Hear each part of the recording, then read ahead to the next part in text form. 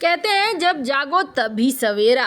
अचानक से भारत ने 68 देशों के साथ द्विपक्षीय समझौता को तोड़ दिया है और 68 देशों को नोटिस भेज दिया है। जानेंगे क्या किया है भारत ने और क्यों हड़कंप सा मचा दिया है। तो वहीं दूसरी तरफ सऊदी अरब ने मिस्र से लेकर पाकिस्तान तक को बहुत तगड़ी वाली झाड़ लगाई है, किसी को भी पैसा नहीं देंगे। जानेंगे सऊदी प्रिंस ने ऐसा क्यों किया है। जियोपॉलिटिक्स में बहुत कुछ बदल रहा है, आइए जानते हैं इन खबरों को विस्तार से। पाकिस्तान की हालत किसी से छिपी नहीं है और पाकिस्तान ने ये आदत बना ली थी कि मुस्लिम देशों के साथ उसे पैसे मिल जाएंगे और उसी के नाम पर अपना देश चलाएगा। वैसे इमरान खान ने एक बात कही जिस बात को लेकर सोशल मीडिया पर लोग कह रहे हैं कि बाजवा ने जाते जाते एक काम अच्छा करने का सोचा था, लेकिन इमरान खान ने उस काम को पूरा नहीं किया। इमरान खान ने खुद ही कहा कि बाजवा चाहते थे और मेरे ऊपर दबाव बना रहे थे कि मैं भारत के साथ रिश्तों को अच्छा करूं, भारत के साथ दोस्ती कर लूं। अब अगर ऐसा हो जाता तो पाकिस्तान आज ऐसे हालात में नहीं पहुंचता। इमरान खान वाहवाही लूटने के लिए भले इस बात को कह रहा हो, लेकिन बाजवा ने कहीं न कहीं कुछ तो सही सोचा जरूर था। वैसे बाजवा के कार्यकाल में ही सीज फायर पाकिस्तान के साथ हुआ था। बाजवा के साथ उम्मीद यही जताई जा रही थी कि भारत के रिश्ते शायद कुछ अच्छे होते। कहा तो ये भी जाता है कि पर्दे के पीछे बाजवा बात करना चाहता था भारत के साथ और भारत के साथ रिश्तों के साथ साथ व्यापार को बहाल करना चाहता था। कुछ लोग तो ये भी कहते हैं कि बाजवा कश्मीर मामले में भी डील करने को तैयार था कि इस झंझट को ही हटाओ ताकि हमेशा की टेंशन हट जाए। अगर ये सब कुछ हो जाता तो पाकिस्तान को ऐसे हालात का सामना नहीं करना पड़ता जो इस वक्त पाकिस्तान कर रहा है। पाकिस्तान थक गया है। इस बीच में सऊदी अरब जा रहा है नवाज शरीफ भी और शहबाज शरीफ भी। कहा तो जा रहा है उम्रा करने जा रहा है, लेकिन कहा जा रहा है कि यहाँ दोनों भाई मिलकर सऊदी अरब से भीख मांगने के लिए पहुँच रहे हैं। भीख मांगने के लिए पहुँच तो रहे हैं, लेकिन क्या सऊदी इसके लिए तैयार है? सऊदी प्रिंस ने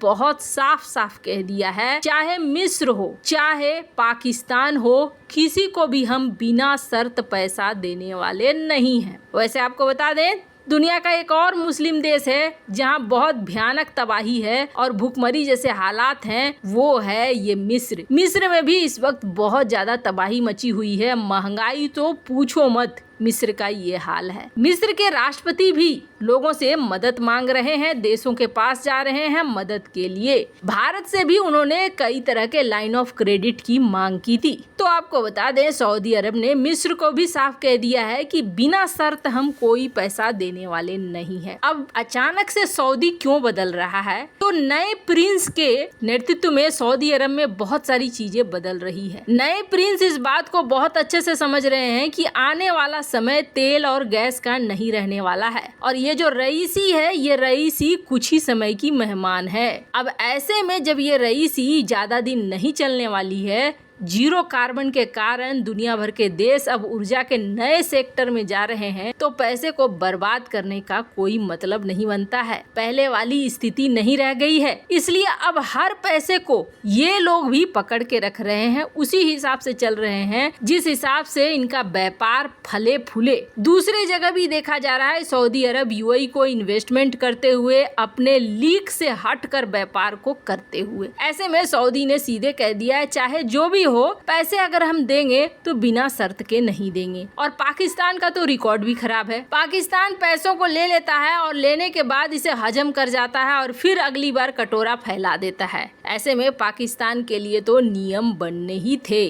खैर, दुनिया में हर देश अब पैसे के प्रति बहुत ज्यादा सजग हो रहा है। भारत का एक समय था 1993 का समय। 1993 में ना भारत के साथ 83 देशों ने समझौता किया और ये 83 देशों ने मनमाने तरीके से समझौता किया। वो समय ऐसा समय था जब करीब करीब हमारी जीडीपी पाकिस्तान की जीडीपी एक जैसी थी, इकोनॉमी के हालात एक जैसे थे, हम भी निर्भर करते थे कई देशों के ऊपर। तो समझ लीजिए कि मजबूरी में जिस तरीके से एग्रीमेंट होती है, कुछ वैसा ही एग्रीमेंट उस समय भारत के साथ 83 देशों ने किया। 83 देशों ने अपने अपने हिसाब से टैक्स छुड़वाए, अपने अपने हिसाब से बहुत सारी चीजें की, जिससे कि ज्यादा फायदा उन्हें हो रहा था, हमें फायदा बहुत कम हो रहा था। फिर 2003 का समय आया। 2003 में उन द्विपक्षीय समझौता जो किए गए थे उनमें कुछ बदलाव किया गया, अमेंडमेंट की गई, लेकिन इससे भी भारत को कोई खास फायदा नहीं हुआ। फिर 2014 में एकदम से सरकार बदल जाती है और नई सरकार आती है जो पीएम मोदी के नेतृत्व में आती है। 2014 में सरकार बनती है और 2015 में एक नया मॉडल लाया जाता है और उस नए मॉडल के आधार पर कहा जाता है कि हम अब व्यापार करेंगे और इस व्यापार के आधार पर ही चलेंगे। पहले वाली जो चीजें हैं उसमें कुछ बदलाव करेंगे। 2015 से चीजें बदलनी शुरू हो गई और भारतीय इकोनॉमी ने रफ्तार पकड़ना शुरू कर दिया। जो हम कभी किसी पर निर्भर हुआ करते थे वो चीजें हटने लगी। अब 5-6 सालों के अंदर में भारतीय अर्थव्यवस्था इस तरीके से पलटी कि भारत 5वीं बड़ी अर्थव्यवस्था बन गया। जापान वापान पीछे चले गए और ये रफ्तार अभी हमारा बरकरार है। चाइना अब हमसे डरने लगा है कि हम उसके बहुत सारे सेक्टर को छीन रहे हैं। हमारा एक्सपोर्ट बढ़ गया है 750 बिलियन डॉलर तक और हम अब टारगेट लेकर चल रहे हैं 2 ट्रिलियन डॉलर का।